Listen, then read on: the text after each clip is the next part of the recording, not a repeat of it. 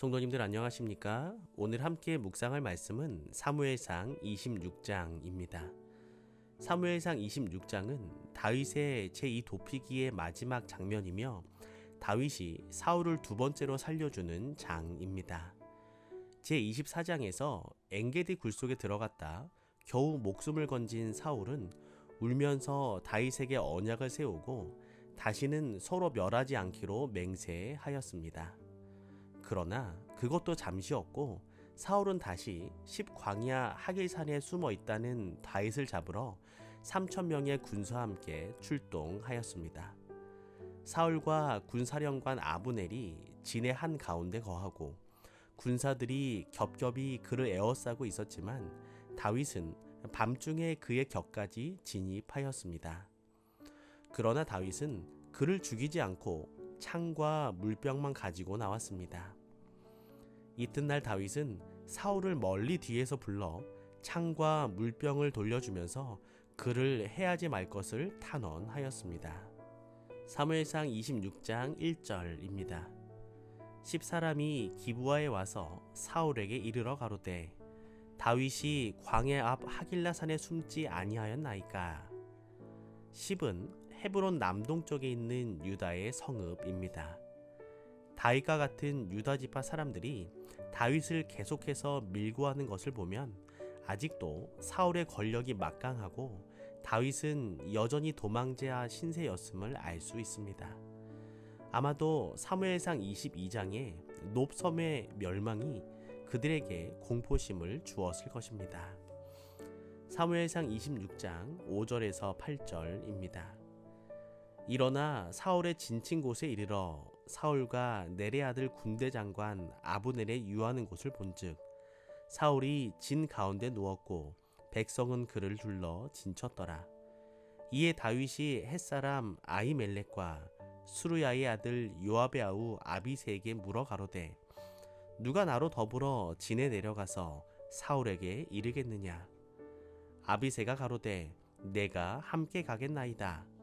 다윗과 아비새가 밤에 그 백성에게 나아가 본즉 사울이 진 가운데 누워 자고 창은 머리곁 땅에 꽂혔고 아브넬과 백성들은 그를 둘러 누웠는지라.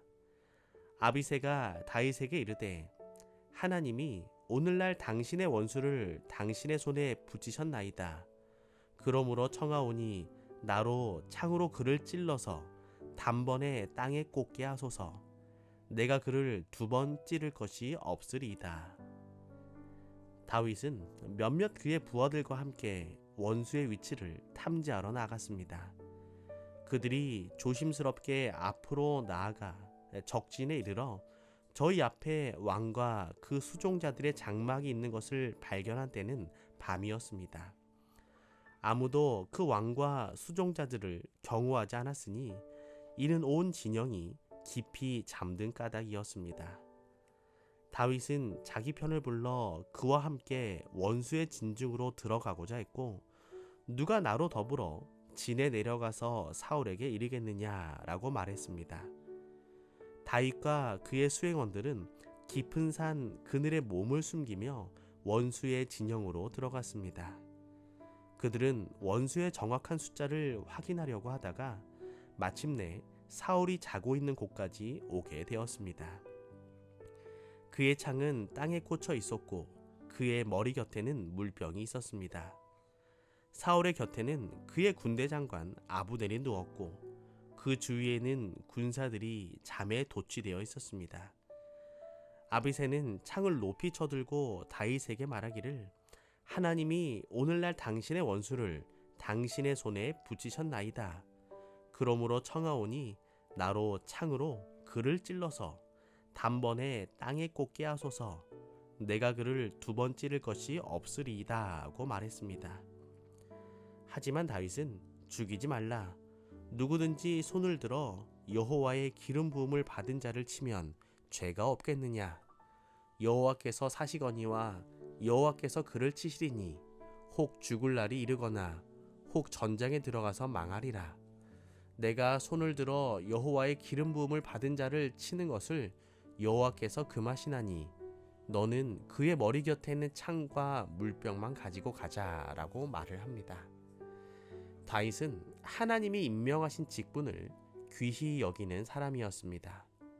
그리고 자기가 원수 갚을 수 있었던 여러 기회들이 있었지만 인간적인 판단에 맡기기보다는 하나님께 원수 갚는 것을 맡기는 믿음을 보여주었습니다. 오늘 우리에게도 원수를 갚아야 될 만큼 억울한 일들이 있을 수 있습니다. 하지만 다윗처럼 하나님의 시간과 하나님의 뜻에 맡기는 믿음을 가지고 오늘을 살아가는 그리스도인들 되시기를 소망합니다. 사무엘상 26장 11절에서 12절입니다. 내가 손을 들어 여호와의 기름 부음을 받은 자를 치는 것을 여호와께서 금하시나니 너는 그의 머리 곁에 있는 창과 물병만 가지고 가자 하고 다윗이 사울의 머리 곁에서 창과 물병을 가지고 떠나가되 깨든지 이를 보든지 알든지 하는 사람이 없었으니 이는 여호와께서 그들로 깊이 잠들게 하셨으므로 그들이 다 잠이었더라. 다윗과 아비새는 그들이 사울의 진지에 다녀갔다는 징표로 사울의 창과 물병을 증거물로 들고 나갔습니다. 아무도 부정할 수 없는 징표였습니다. 다윗은 사울의 옷자락과 창과 물병 사건을 통해 2번이나 사울의 생명을 살려주었습니다. 우리는 우리에게 피해를 끼친 사람에게 보복하고 싶은 생각이 들 때도 있습니다. 하지만 원수를 사랑하는 예수님의 명령을 지켜 순종해야 합니다. 이런 명령을 지켜 순종하기 위해서는 어떻게 해야 할까요? 십자가의 예수님께서 아버지여 저희를 사하여 주옵소서 자기의 하는 것을 알지 못함이니이다는 심정으로 하나님께 믿음으로 모든 것을 맡겨야 합니다. 오늘 우리의 억울한 심정을 하나님께 모두 맡기고 평안한 삶을 살아가게 되시기를 소망합니다. 사무엘상 26장 21절에서 25절입니다. 사울이 가로되 내가 범죄하였도다. 내 아들 다윗아 돌아오라. 내가 오늘 내 생명을 귀중히 여겼은즉 내가 다시는 너를 해하려 하지 아니하리라. 내가 어리석은 일을 하였으니 대단히 잘못되었도다. 사울이 다윗에게 이르되 내 아들 다윗아 내게 복이 있을지로다. 내가 큰 일을 행하겠고 반드시 승리를 얻으리라 하니라.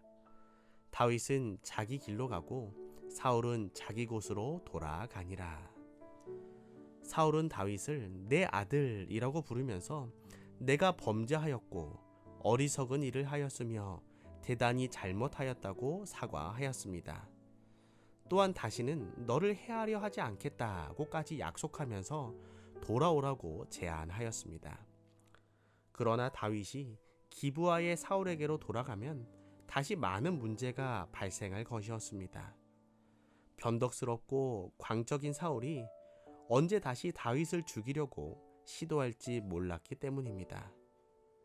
더구나 다윗의 아내 미갈을 다른 사람에게 준 상태였습니다.